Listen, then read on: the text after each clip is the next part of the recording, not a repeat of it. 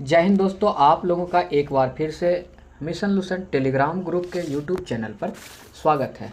आज हम लोग ज्ञान बिंदु जीएस एकेडमी के द्वारा लॉन्च किए गए बिहार पुलिस और बिहार दरोगा का टेस्ट नंबर 13 के सभी प्रश्न का डिस्कशन करेंगे। प्रश्नों की संख्या कुल मिलाकर के 100 होने वाली है, तो वीडियो के अंत तक आप बने रहिएगा और लास्ट में आप कमेंट बॉक्स में कमेंट करके अपना स्कोर भी शेयर कीजिएगा कि आप 100 में कितना स्कोर कर पा रहे हैं। चलिए पहला प्रश्न को आज हम लोग देखते हैं। पहला प्रश्न है, आईसीसी पुरुष टी20 अंतर्राष्ट्रीय क्रिकेटर ऑफ द ईयर 2024 के लिए किसे नामित किया गया है? तो इसका आंसर हो जाएगा option number C, Arshdeep Singh. इसको याद रख लीजिएगा। वहीं यदि test cricketer of the year, test cricketer of the year की यदि बात की जाए 2024, तो ये किसको प्राप्त हुआ है? जसप्रीत बुमराह को। इसे याद रख लीजिएगा। वहीं यदि टी20 जो पुरुष वाला था जिसका प्रश्न में जिक्र किया गया है, ये पूछेंगे इसका आयोजन कहाँ हुआ था, तो आप लोग याद रख लीजिएगा इसका आयोजन यूएसए और वेस्ट इंडीज में हुए थे। यूएसए और वेस्ट इंडीज में हुए थे, इसको याद रख लीजिएगा फ्रेंड। इसके अलावा यदि वर्ष 2026 की बात की जाए, वर्ष 2026 की बात की जाए, इसका आयोजन कहाँ होगा, तो ये भी याद रख लीजिएगा इंडिया प्लस श्रीलंका में होंगे। ये पुरुष टी20 की बात की जा रही है। आगे बढ़ते हैं, अगला प्रश्न को हम लोग देखते हैं। अगला प्रश्न है, हाल ही में किस देश ने मार्बर्ग वायरस के प्रकोप की समाप्ति की घोषणा की है? तो मार्बर्ग वायरस के प्रकोप की समाप्ति की घोषणा रवांडा के द्वारा कर दिया गया है। अगला प्रश्न, हाल ही में किस देश में डिंगा वायरस के फैलने की खबर काफ़ी चर्चा में है? तो इसका आंसर हो जाएंगे युगांडा। ऑप्शन नंबर ए इसका आंसर हो जाएंगे। चलिए प्रश्न संख्या अब 4 को हम लोग देखते हैं। प्रश्न संख्या 4 में है, हाल ही में चर्चा में रहा जल्लीकट्टू किस राज्य का पारंपरिक खेल है? तो ये तमिलनाडु का हो जाएंगे। आगे है, हाल ही में चर्चा में रहा डेनाली पर्वत किस महाद्वीप की सबसे ऊंचा पर्वत है? तो ये हो जाएंगे उत्तरी अमेरिका महाद्वीप का जो है ये सबसे ऊंचा पर्वत है। आगे है, हाल ही में चर्चा में रही सियांग अपर बहुउद्देशीय परियोजना का संबंध किस राज्य से है? तो ये अरुणाचल प्रदेश से है। ऑप्शन नंबर डी इसका आंसर हो जाएंगे। प्रश्न संख्या 7 के प्रश्न को देखते हैं। दिसंबर 2024 में बेलगांव कांग्रेस अधिवेशन के 100 वर्ष पूरे हुए। इसकी अध्यक्षता किस व्यक्ति के द्वारा की गई थी?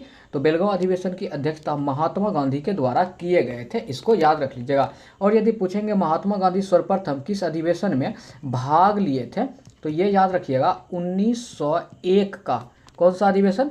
तो कोलकाता अधिवेशन याद रखिएगा, ठीक है। इसमें इन्होंने भाग लिया था, लेकिन बेलगांव अधिवेशन में इन्होंने पहली बार अध्यक्षता किया था। अगला प्रश्न को देखते हैं। अगला प्रश्न है, D8 आर्थिक सहयोग संगठन की 11वीं बैठक कहाँ आयोजित की गई? तो इसका आंसर हो जाएंगे मिस्र। मिस्र के बारे में एक पॉइंट हम बताते हैं। यदि नील नदी का उपहार पूछे, नील नदी का उपहार पूछे या नील नदी की देन, तो क्या हो जाएगा? उसका भी आंसर मिस्र हो जाता है। अगला प्रश्न है, किस देश ने दिसंबर 2024 के दौरान नए स्टील्थ फाइटर जेट J-36 का अनावरण किया है? इसका आंसर चीन हो जाएंगे। Option number C. चलिए प्रश्न संख्या 10 के प्रश्न को अब हम लोग देखते हैं। प्रश्न, हाल ही में चर्चा में रहे भास्कर ज्योतिष दास का निधन हो गया, जो कि थे एक प्रसिद्ध, तो ये एक प्रसिद्ध फिल्म निर्माता थे, याद रखिएगा। हड़प्पा सभ्यता के अंतर्गत किस नगर के दरवाजे की सड़क मुख्य ओर खुलते थे? तो ये हो जाएंगे लोथल। आप लोग इसे याद रखिएगा। अगला प्रश्न है, बौद्ध धर्म में शामिल होने के पश्चात शपथ ग्रहण की घटना क्या कहलाती है? तो बौद्ध धर्म में जो शामिल होते हैं, इसमें जो शपथ ग्रहण कराया जाता है, इस घटना को प्रवजा कहते हैं। और यहाँ पे ऑप्शन नंबर डी में संबोधि है, यहाँ पे संबोधि। तो संबोधि के बारे में जान लीजिए। जो गौतम बुद्ध है, इसकी ज्ञान की प्राप्ति की घटना को जो है संबोधि कहा जाता है, ठीक है, याद रख लीजिएगा। और प्रथम ज्ञान जो है तो उसको धर्मचक्र परिवर्तन कहते हैं, ठीक है, जो उन्होंने उपदेश दिया था, प्रथम उपदेश को। आगे बढ़ते हैं, प्रश्न संख्या 13 के प्रश्न को देखते हैं। 13 में है फ्रेंड, मेगास्थनीज ने धार्मिक व्यवस्था में डायनोसियस एवं हेराक्लीज की चर्चा की है, जिसकी पहचान क्रमशः किससे की गई। देखिए डायनोसियस को जो है फ्रेंड शिव कहा गया है, डायनोसियस को शिव कहा गया है और हेराक्लीज को विष्णु कहा गया है। ठीक है, ये याद रख लीजिएगा। आगे है उत्तरी महाराष्ट्र और विदर्भ में सातवाहन के स्थान पर किस राजवंश का उदय हुआ था। तो सातवाहन के स्थान पर बकाटक राजवंश का उदय हुआ था। ऑप्शन नंबर बी इसका आंसर हो जाएंगे। वाकाटक राजवंश के संस्थापक की यदि बात की जाए तो इसके संस्थापक हो जाएंगे फ्रेंड विंध्य शक्ति। क्या हो जाएंगे? विंध्य शक्ति, याद रख लीजिएगा। और वहीं सातवाहन राजवंश की स्थापना की बात की जाए तो इसके संस्थापक हो जाएंगे सिमुक, इसको भी आप लोग याद रख लीजिएगा। और इसके अलावा यहाँ पर कादम्ब वंश दिया हुआ है, ए नंबर ऑप्शन। कादम्ब वंश के संस्थापक यदि पूछे तो इसके संस्थापक मयूर शर्मन हो जाएंगे, ये भी याद रखिएगा। और प्रतिहार वंश के संस्थापक पूछे तो इसके संस्थापक नागभट्ट प्रथम हो जाएंगे, ये भी याद रख लीजिएगा आप लोग। चलिए प्रश्न संख्या 15 के प्रश्न को हम लोग देखते हैं फ्रेंड। इसमें एक ऑप्शन नंबर डी का भी याद रख लीजिए, इसको थोड़ा हम बता देते हैं। चालुक्य वंश के संस्थापक पूछे। देखिए चालुक्य वंश में 3 तरह के चालुक्य थे। ठीक है, पहला चालुक्य यहाँ लिखेंगे हम, दूसरा चालुक्य यहाँ लिखेंगे और तीसरा चालुक्य यहाँ लिखेंगे। तो पहला चालुक्य हम कहते हैं कल्याणी को, कल्याणी को। तो कल्याणी चालुक्य के संस्थापक थे तैलप द्वितीय। कौन थे? तैलप द्वितीय, ये याद रख लीजिएगा। दूसरा चालुक्य हो जाएगा बादामी, बादामी का चालुक्य। इसके संस्थापक थे जय सिंह। कौन थे? जय सिंह, जय सिंह प्रथम। तीसरा चालुक्य बैंगी का चालुक्य को कहते हैं। ठीक है, इसके संस्थापक कौन थे?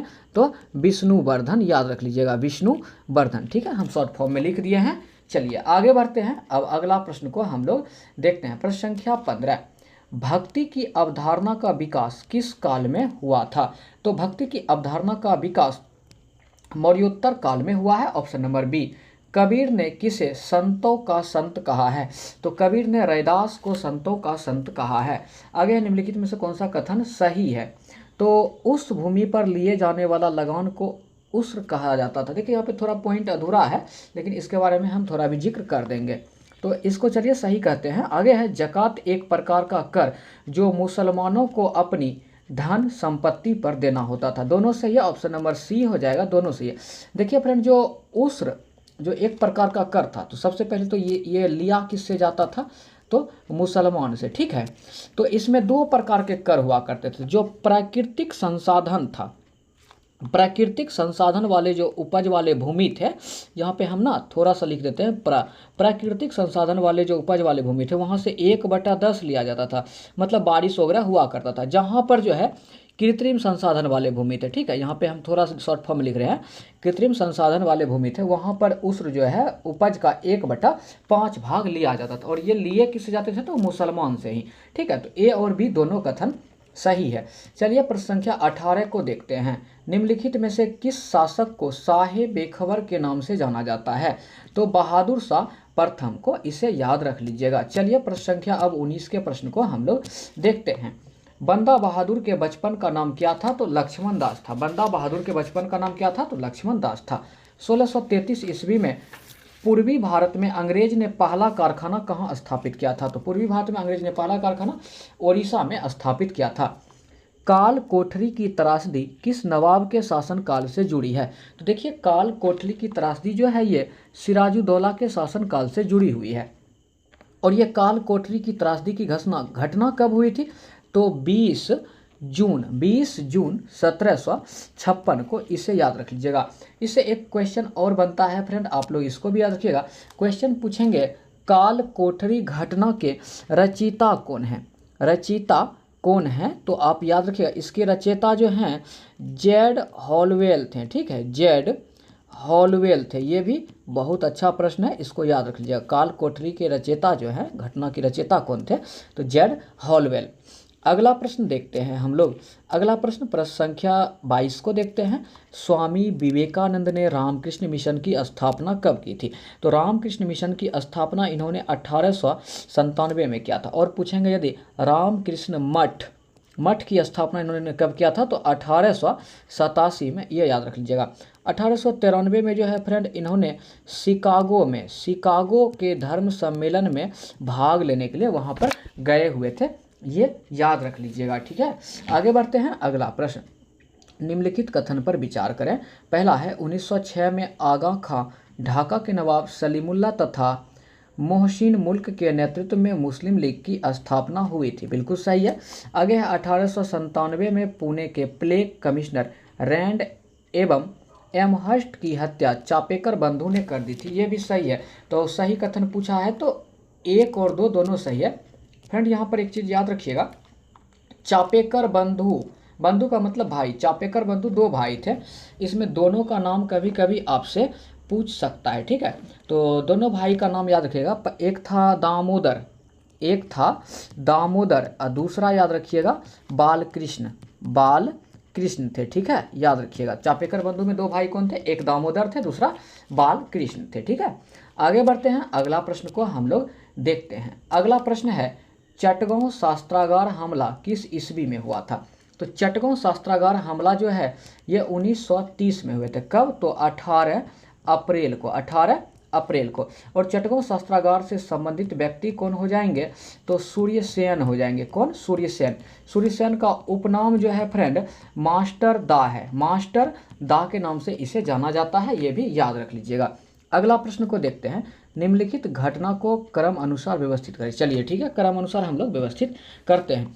पहला है द्वितीय गोलमेज सम्मेलन। तो द्वितीय गोलमेज सम्मेलन ये 7 सितंबर 1931 को हुआ था।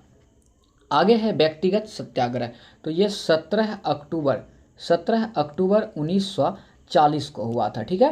इसके अलावा देखते हैं हम लोग, इसके अलावा गदर आंदोलन, गदर आंदोलन जो है फ्रेंड ये 1913 में हुआ था। आगे देख लेते हैं, अगला है क्रिप्स मिशन। क्रिप्स मिशन जो है 23 मार्च 1942 में आए थे, 1942 में आए थे। तो हम लोग सजा लेते हैं, पहले कौन सा हो जाएगा, तो पहले हो जाएगा फ्रेंड यहाँ पर 1913 वाला, मतलब ऑप्शन नंबर पहला 4 हो जाएगा 1913। उसके बाद हो जाएगा फ्रेंड 1931, 4 के बाद 1 हो जाएगा, ऑप्शन नंबर सी में ऐसा ऑप्शन है 4 1 2 3, इसको आंसर कर लेते हैं। अगला प्रश्न को देखते हैं। अगला प्रश्न है लाभ का पद परिभाषित हुआ, तो किसके द्वारा, तो संसद के द्वारा। लाभ का पद जो है ना, इसकी अवधारणा इंग्लैंड की देन है, इंग्लैंड की देन है, ये भी थोड़ा याद रख लीजिएगा। अगला प्रश्न को हम लोग देखते हैं, प्रश्न संख्या 27 में है भारत के कार्यवाहक मुख्य न्यायाधीश की नियुक्ति कौन करता है। तो कार्यवाहक मुख्य न्यायाधीश की नियुक्ति कौन करेंगे, राष्ट्रपति। निम्नलिखित प्रस्ताव में किसका संदर्भित संबंध संघीय बजट से है। तो संघीय बजट से जो है ना कटौती प्रस्ताव का संबंध होता है। 29 नंबर प्रश्न है फ्रेंड, संविधान के किस अनुच्छेद में यह व्यवस्था की गई है कि प्रत्येक राज्य शिक्षा के प्राथमिक स्तर पर मातृभाषा में शिक्षा की प्राप्ति सुविधा की व्यवस्था करने का प्रयास करेगी। तो ऐसा किस आर्टिकल में कहा गया है, तो 350 का ए में कहा गया है। हम लोग आंसर टिक कर लेते हैं 350 का ए में। और 351, ये भी पॉइंट बहुत बढ़िया है, हिंदी का विकास, हिंदी का विकास जो है, हिंदी भाषा का विकास, ये जो है 351 अनुच्छेद से संबंधित है, याद रख लीजिएगा।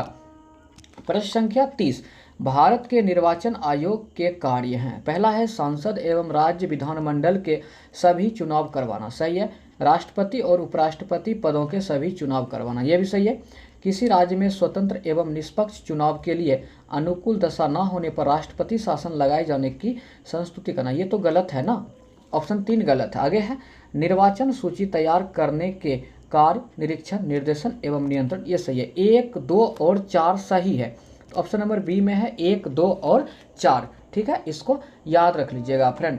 अगला प्रश्न को देखते हैं, प्रश्न संख्या 31 में है फ्रेंड, केंद्र तथा राज्य के विवाद का समाधान करना भारतीय सर्वोच्च न्यायालय के जिस क्षेत्राधिकार के अंतर्गत आते हैं वो है, तो वो प्रारंभिक क्षेत्राधिकार आ जाएंगे। 2-3 दिन से कंटिन्यू हम बोल रहे हैं सर्वोच्च न्यायालय के बारे में। सर्वोच्च न्यायालय की चर्चा किस में है, तो 124 आर्टिकल में है, और इसे अभिलेख न्यायालय किस में कहा जाता है, 129 में। आज आप लोग फिर कमेंट बॉक्स में कमेंट करके आंसर कर दीजिए कि अभी सर्वोच्च न्यायालय के मुख्य न्यायाधीश कौन हैं, ठीक है, इसको याद रखिएगा। आगे बढ़ते हैं, अगला प्रश्न, निम्नलिखित कथन में कौन सा सही है। तो भारतीय संविधान अध्यक्षात्मक है, ये गलत है फ्रेंड। भारत का नाम मात्र का राजतंत्र, ये भी गलत है। भारत एक कुलीन तंत्र है, गलत है। भारत एक संसदात्मक प्रजातंत्र है, ऑप्शन नंबर डी सही है। प्रश्न संख्या 33 के प्रश्न को अब हम लोग देखेंगे। 33 में है, भारतीय संविधान की तृतीय अनुसूची में निम्न में से क्या उपबंधित है। चलिए इसको देखते हैं। पहला है, संघ के मंत्री के लिए पद की शपथ प्रारूप, बिल्कुल सही है।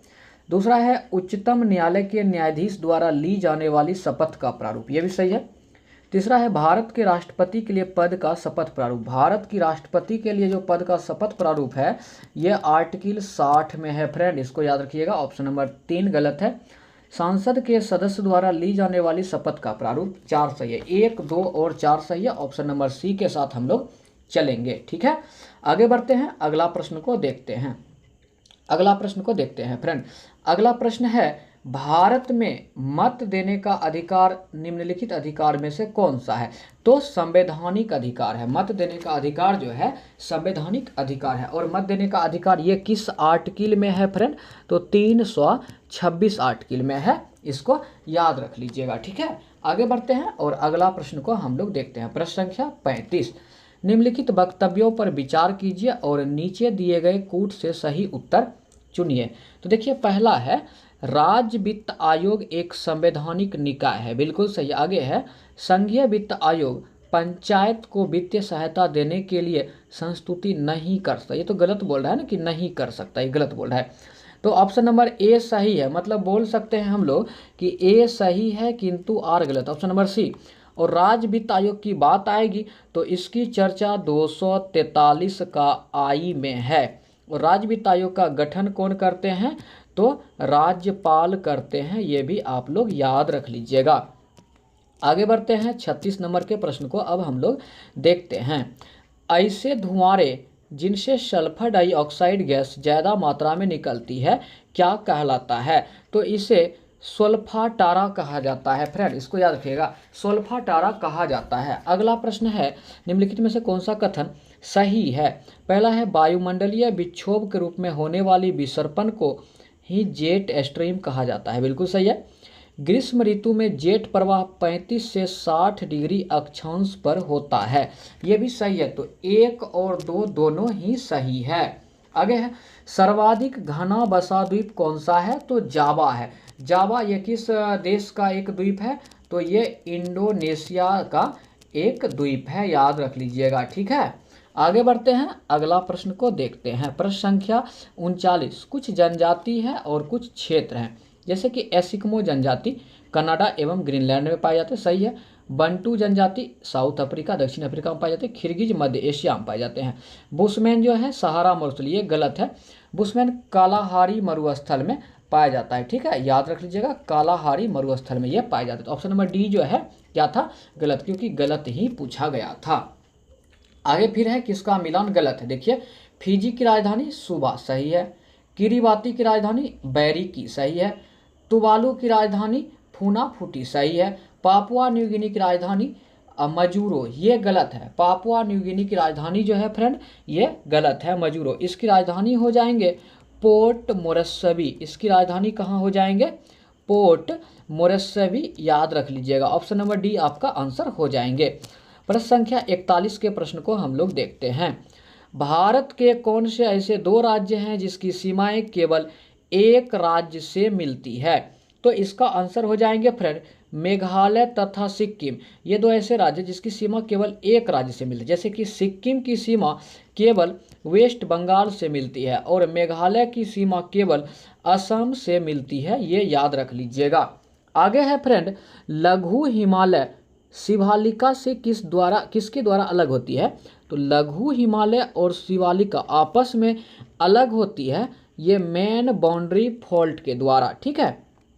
इसके अलावा यदि आपसे पूछें लघु हिमालय और बृहद हिमालय कौन सा, तो बृहद हिमालय ये किससे अलग होते हैं, तो ये मेन सेंट्रल थ्रस्ट से होते हैं, ठीक है, याद रख लीजिएगा। आगे बढ़ते हैं, मानसून शब्द की उत्पत्ति किस भाषा से हुई है, तो ये अरबी भाषा से हुई है। और मानसून शब्द दिया कौन था, तो आपको ये भी याद रखना है, अल मसूदी दिए थे। अल मसूदी, भारतीय मानसून के लिए मानसून शब्द का प्रयोग अल मसूदी के द्वारा किया गया था और यह अरबी भाषा का शब्द है।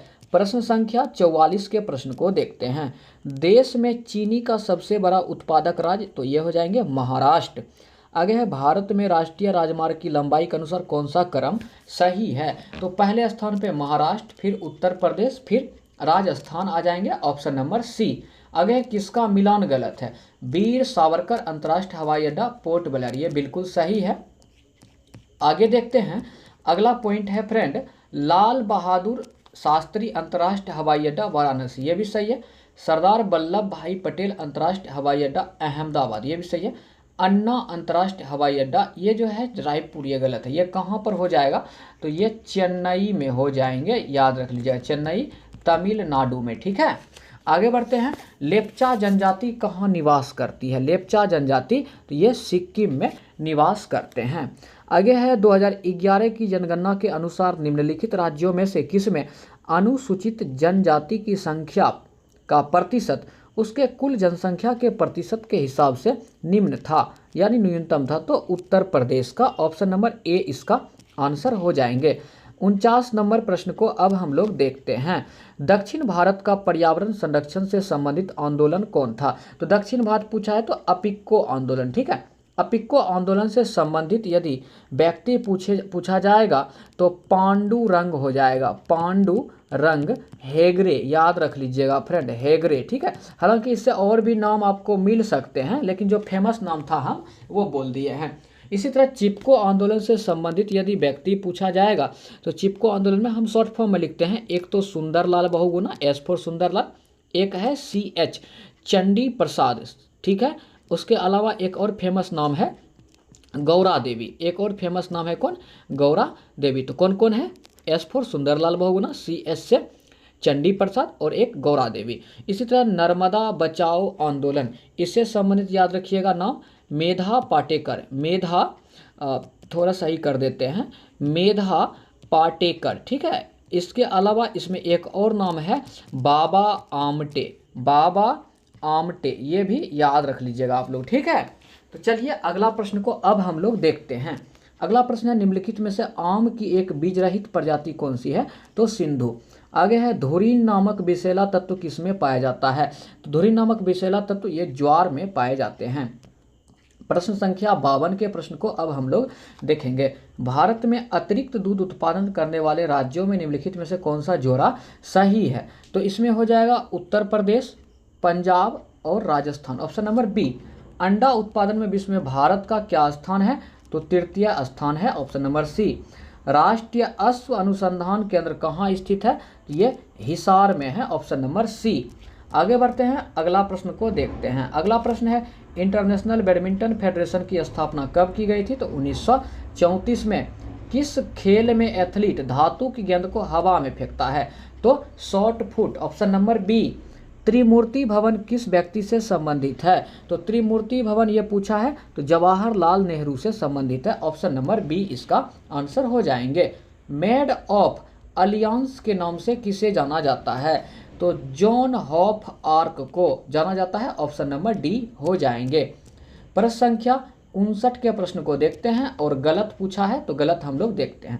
पहला है राष्ट्रीय उपभोक्ता दिवस 24 दिसंबर, बिल्कुल सही है फ्रेंड। इसके बाद है विजय दिवस 16 दिसंबर, ये भी बिल्कुल सही है। अगला है झंडा दिवस 7 दिसंबर, ये भी बिल्कुल सही है। किसान दिवस 23 जनवरी, जनवरी नहीं होगा यहाँ पे 23 दिसंबर होंगे। और 23 जो है 23 जनवरी अगर इस डेट में पूछे तो क्या मनाया जाता है? तो पराक्रम दिवस मनाए जाते हैं, ठीक है, पराक्रम दिवस मनाए जाते हैं। और इसके अलावा राष्ट्रीय उपभोक्ता दिवस 24 दिसंबर को है, याद रख लीजिएगा। और वहीं यदि आपसे विश्व उपभोक्ता दिवस पूछे तो ये 15 मार्च को मनाए जाते हैं, विश्व उपभोक्ता दिवस, ठीक है। तो इसका आंसर गलत पूछा था तो ऑप्शन नंबर डी आंसर हो जाएंगे। अगला प्रश्न है, कुछ पुस्तक है कुछ लेखक हैं और सही नहीं है ये पूछा है, तो देख लेते हैं। मदर टेरेसा, थॉमस कोनोली, ये गलत है। आगे देख लेते हैं, इंडिया गेट, लेसी फासवर्थ, सही है। हाउ भाई प्ले गोल्फ, टाइगर वुड्स, ये सही है। फ्रीडम फ्रॉम फियर, आंग सान सुकी, सही है। तो ऑप्शन नंबर ए गलत था। मदर टेरेसा का पुस्तक आप लोग याद रख लीजिएगा, नवीन चावला, नवीन चावला, ये याद रख लीजिएगा, ठीक है। हालांकि मदर टेरेसा का और भी लेखक मिलेंगे, लेकिन जो चर्चित लेखक है हम उसका नाम आपको शेयर कर दिए हैं, याद रख लीजिएगा। अगला प्रश्न, प्रश्न संख्या 61 के प्रश्न को देखते हैं। दादा साहब फाल्के पुरस्कार की शुरुआत कब हुई थी? तो दादा साहब फाल्के पुरस्कार की शुरुआत 1969 में हुए थे, याद रख लीजिएगा। दादा साहब फाल्के पुरस्कार जो है 54वें नंबर के, और कब? तो 2022 में। ये किसको मिले हैं? तो मिथुन चक्रवर्ती को। किसको मिले हैं फ्रेंड? तो मिथुन चक्रवर्ती को, ये याद रख लीजिएगा। इसके अलावा एक दादा साहब इंटरनेशनल वाला पुरस्कार होता है, ठीक है, दादा साहब इंटरनेशनल पुरस्कार होता है। इसमें अगर आपसे पूछेगा सर्वश्रेष्ठ अभिनेता, क्या पूछेंगे? सर्वश्रेष्ठ अभिनेता, ये इंटरनेशनल वाला की बात हो रही है। तो सर्वश्रेष्ठ अभिनेता का पुरस्कार जो है ये शाहरुख खान को मिले हैं, ठीक है, शाहरुख खान को। और अभिनेत्री पूछेंगे, अभिनेत्री पूछेंगे तो ये किसको मिले हैं? तो ये रानी मुखर्जी को मिले हैं। किसको? रानी मुखर्जी को, याद रख लीजिएगा, ठीक है। आगे बढ़ते हैं, अगला प्रश्न को अब हम लोग देखते हैं। अगला प्रश्न है, रूसो ने अपनी किस पुस्तक में तत्कालीन शिक्षा पद्धति की आलोचना की है? तो इमली, ये एक पुस्तक था, इसमें तत्कालीन शिक्षा पद्धति की आलोचना की है। हालांकि सोशल कॉन्ट्रैक्ट ये भी चर्चित पुस्तक है, ये भी रूसो का ही है, याद रख लीजिएगा। आगे है, हिटलर ने किस राष्ट्र के साथ अनाक्रम संधि की थी? तो हिटलर ने किस राष्ट्र के साथ अनाक्रम संधि की थी? याद रखिएगा, रूस के साथ। अगला प्रश्न देखते हैं, प्रश्न संख्या 64 में क्या है? निम्नलिखित कथन पर विचार करें और लास्ट में है असत्य कौन है, ये देखना है। पेट्रोक को इटली पुनर्जागरण साहित्य का पिता कहा जाता है, ये बिल्कुल सही है। आगे है, पुनर्जागरण का प्रारंभ जर्मनी के म्यूनिख से माना जाता है। नहीं, ये जर्मनी से नहीं होगा फ्रेंड, ये इटली के फ्लोरेंस नगर से हो जाएंगे, इटली के फ्लोरेंस नगर से हो जाएंगे, याद रख लीजिएगा। तो 2 नंबर गलत है। पुनर्जागरण की स्थापना में धर्म युद्ध का बहुत महत्वपूर्ण योगदान था, सही है। 1 और 3 सही है, ऑप्शन नंबर डी इसका आंसर हो जाएंगे। और सॉरी, यहाँ पे गलत पूछा है ना, तो गलत केवल और केवल ऑप्शन नंबर 2 था, केवल B, option number B answer हो जाएंगे। आगे है, अगला प्रश्न को देखते हैं। 65 नंबर प्रश्न है, नेहरू महालनोबिस विकास की युक्ति निम्नलिखित में से किस पंचवर्षीय योजना द्वारा पहली बार कार्यान्वित की गई थी? तो नेहरू महालनोबिस मॉडल तो दूसरी पंचवर्षीय योजना, और पहली किसका था? हेराल्ड डोमर मॉडल, ठीक है, ये याद रख लीजिएगा। आगे है, निम्नलिखित में से कौन सा अप्रत्यक्ष कर है? तो कल भी हम लोग चर्चा किए थे, जो आय है, फिर सप और संपत्ति, आय संपत्ति उसे उपहार, आय संपत्ति उपहार सभी हैं केंद्र सरकार। केंद्र सरकार की एक कैसा कर? तो प्रत्यक्ष कर। तो देखिए यहाँ पर उपहार कर, संपत्ति कर और एक पूंजीगत लाभ कर, ये जो है ना, ये भी प्रत्यक्ष कर है। लेकिन वस्तु एवं सेवा कर जो हम लोग भी चर्चा किए थे, जीएसटी, ये एक अप्रत्यक्ष कर के अंतर्गत आते हैं। ऑप्शन नंबर ए आपका आंसर हो जाएगा। काली मुद्रा की सबसे मान्य परिभाषा क्या है? तो काली मुद्रा की सबसे मान्य परिभाषा, यह बिना बताई गई एवं छिपाई गई आय है, ऑप्शन नंबर बी इसका आंसर हो जाएंगे। सॉफ्ट करेंसी से क्या तात्पर्य है? तो सॉफ्ट करेंसी से क्या तात्पर्य, इसका ऑप्शन इस साइड है, देख लेते हैं हम लोग। इसका आंसर हो जाएंगे, थोड़ा सा एडजस्ट कर लेते हैं ताकि दिखे, हाँ, वह मुद्रा जिसकी आपूर्ति मांग दोनों स्थिर हो, ऑप्शन नंबर सी इसका आंसर हो जाएंगे। अमीरों की तुलना में गरीब बचत करता है, तो कितना बचत करेगा? अपनी आय का अपेक्षाकृत छोटा हिस्सा बचत करता है, तभी तो वो गरीब है ना, ठीक है। आगे है, राष्ट्रीय वन नीति में भारत के कुल भौगोलिक क्षेत्र के कितने प्रतिशत पर वन रखने का लक्ष्य है? तो 1/3, ऑप्शन नंबर डी इसका आंसर हो जाएंगे। अगला प्रश्न है, किस देश में उसके भौगोलिक क्षेत्र का उच्चतम प्रतिशत वन आच्छादित है? ये हो जाएंगे जापान में, option number D. Microsoft word का दूसरा नाम क्या है? इसका दूसरा नाम वर्ड प्रोसेसर है। आगे है, डम्ड टर्मिनल्स में मॉनिटर और क्या होता है? तो कीबोर्ड होते हैं, ऑप्शन नंबर सी इसका आंसर हो जाएंगे। आगे बढ़ते हैं, प्रश्न संख्या 74 के प्रश्न को देखते हैं। तत्कालिक वेग और औसत वेग तब बराबर होते हैं जब वस्तु में शून्य त्वरण हो, ऑप्शन नंबर डी इसका आंसर हो जाएगा। संवेग को किसके गुणनफल के रूप में व्यक्त किया जाता है? तो द्रव्यमान और वेग, ऑप्शन नंबर सी, द्रव्यमान और वेग के गुणनफल के रूप में संवेग को व्यक्त किया जाता है। प्रश्न संख्या 76 के प्रश्न को देखते हैं। 76 में है गलत कथन का चयन करना है। ठीक है, तो पहला पॉइंट है गुरुत्वीय त्वरण छोटी जीव पिंड के रूप, आकृति एवं द्रव्यमान पर निर्भर नहीं करती है। सही बोल रहा है। गुरुत्वीय त्वरण यानी छोटी जीव ध्रुव पर अधिकतम होता है। बिल्कुल सही है, मोस्ट इंपॉर्टेंट पॉइंट है ये।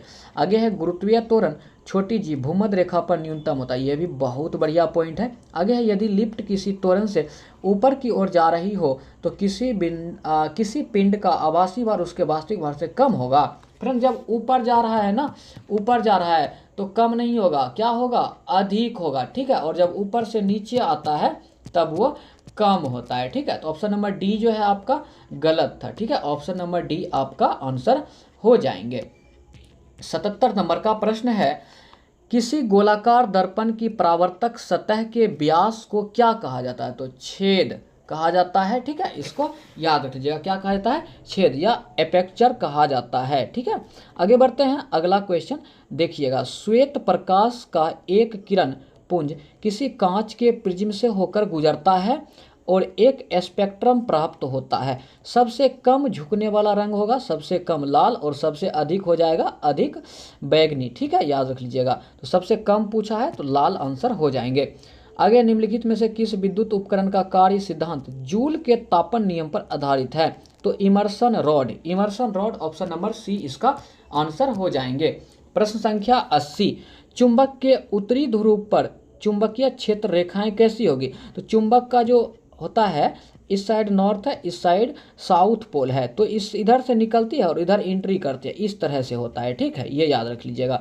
तो यहाँ से निकल रही है तो ध्रुव से निकलने वाली रेखा हो जाएगा इसका आंसर। क्या हो जाएंगे? ध्रुव से निकलने वाली रेखा, याद रख लीजिएगा। आगे है सितारा में प्लाज्मा बनने का क्या कारण होता है? तो सितारा में प्लाज्मा बनने का कारण उच्च तापमान होता है, याद रख लीजिएगा। आगे है जिस परमाणु की बाह्य कक्षा में इलेक्ट्रॉन की संख्या पूर्ण होती है उसकी संयोजकता क्या हो जाएगी? जब वो पूर्ण है तो उसकी संयोजकता शून्य हो जाएगी। ठीक है, याद रख लीजिएगा। आगे प्रश्न संख्या 83 के प्रश्न को हम लोग देखते हैं। रदरफोर्ड के नाभिक प्रतिरूप के संबंध में कौन सा कथन सही है? सही कथन का चयन करना है। पहला है नाभिक को धन आवेशित माना, बिल्कुल सही है। दूसरा है प्रमाणित किया गया कि अल्फा कण हाइड्रोजन परमाणु से 4 गुना भारी होता है, नहीं, ये गलत है।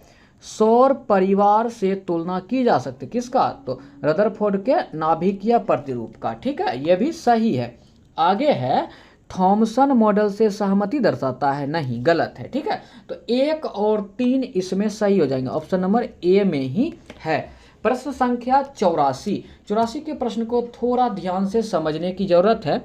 जल के अणु का सही इलेक्ट्रॉन बिंदु संरचना क्या है? तो फ्रेंड इस प्रश्न को देखिएगा। ठीक है, जल का सूत्र क्या होता है? H2O। ठीक है, और H हाइड्रोजन का परमाणु संख्या क्या होता है? 1 होता है। ऑक्सीजन का परमाणु संख्या क्या होता है?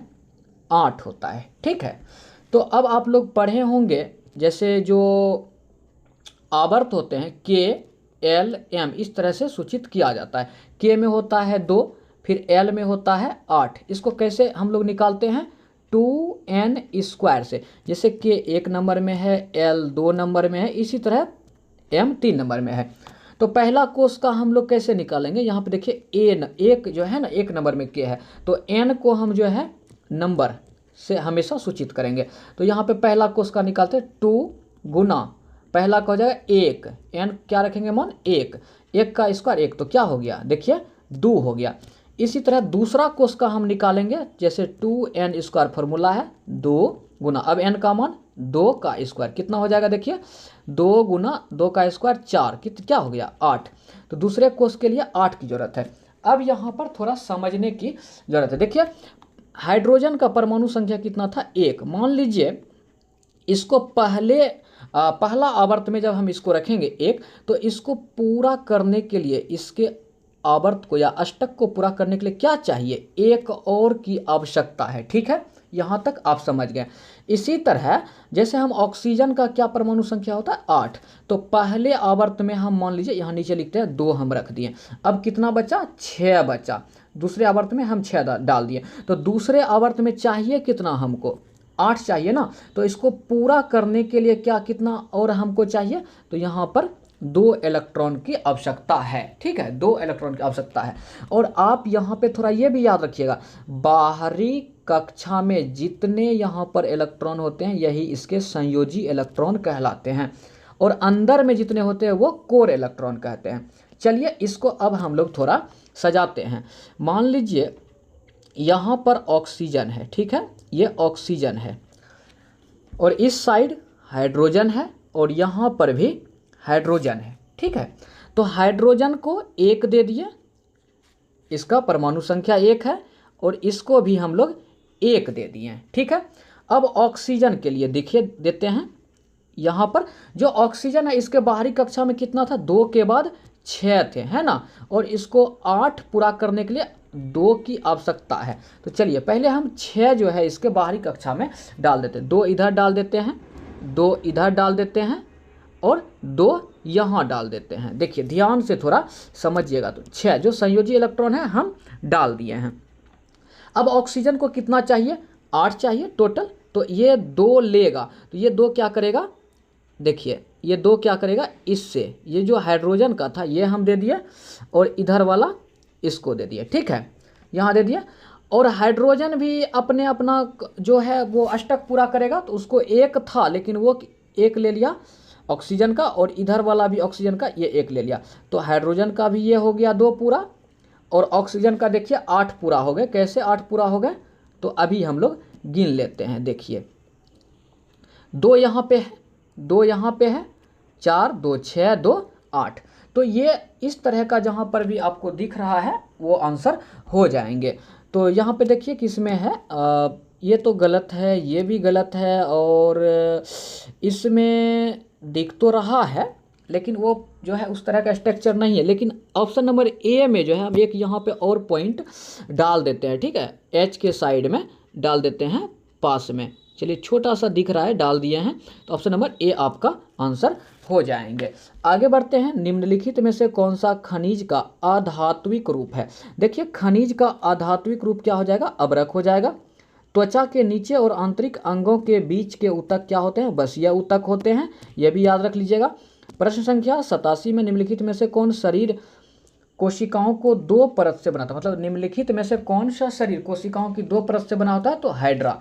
जैव मंडल नीचे के बारे में निम्नलिखित कथनों में से कौन सा सही है, तो हम सही आंसर कर देते हैं, यह जैव विविधता और उस क्षेत्र की संस्कृति दोनों के ही संरक्षण के लिए होते हैं। ऑप्शन नंबर सी इसका आंसर हो जाएंगे। प्रश्न संख्या 89 के प्रश्न को देखते हैं, पौधों में एब्सिसिक अम्ल का मुख्य कार्य क्या होता है, तो इसका आंसर हम डायरेक्ट कर देते हैं। आप लोग अगर होगा तो आप वीडियो को रोक करके आंसर पढ़ लीजिएगा। ठीक है, तो एब्सिसिक जो होते हैं एब्सिसिक अम्ल, इसका कार्य क्या होता है, तो ये वृद्धि को रोकने का काम करती है। ठीक है, वृद्धि को संदमित करना। आगे है वायु तक कोशिकाएं डैश में पाई जाती है, एरेनकाइमा से लिए जलकुंभी में पाए जाते हैं। आगे है किस प्रकार का पुनर्जनन अधिक विविधता ला सकता है, तो लैंगिक पुनर्जनन अधिक विविधता ला सकते हैं।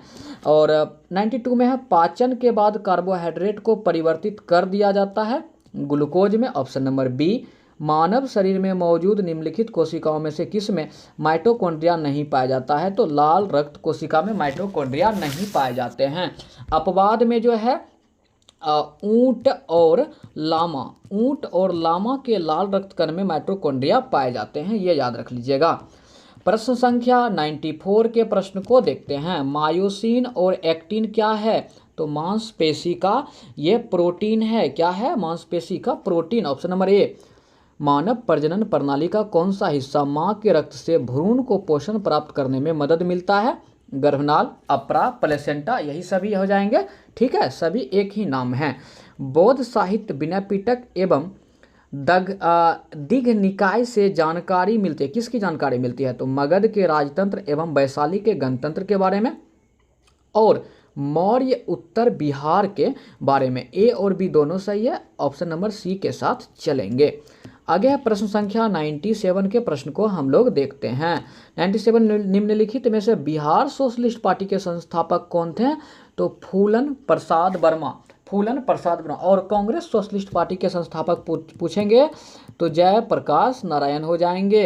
ठीक है, और उससे संबंधित आचार्य नरेंद्र देव भी हैं, ये भी याद रख लीजिएगा। कांग्रेस सोशलिस्ट पार्टी के, और यहाँ है बिहार सोशलिस्ट पार्टी के, तो फूलन प्रसाद वर्मा। आगे है भारत छोड़ो आंदोलन के दौरान सरकार ने निम्नलिखित में से कौन सी अखबार का प्रकाशन किया था?